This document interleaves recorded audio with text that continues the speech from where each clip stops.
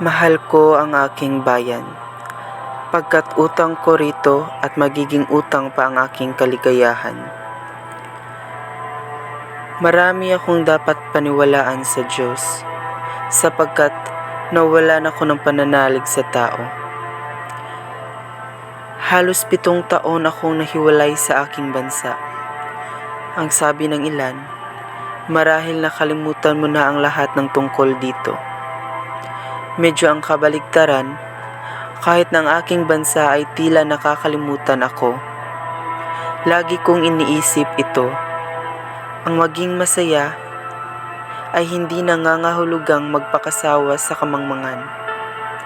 Hindi ang kriminal na pukawin ang puot ng iba, ngunit ang mga taong matapat.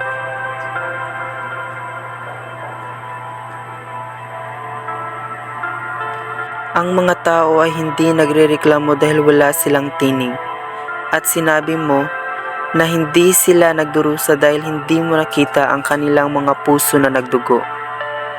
Napansin ko na ang kaunlaran o pagdurusa ng bawat tao ay nasa direktang proporsyon sa mga kalayaan nito o sa mga pagkiling nito na naaayon sa mga sakripisyo o pagkamakasarili ng mga ninuno nito.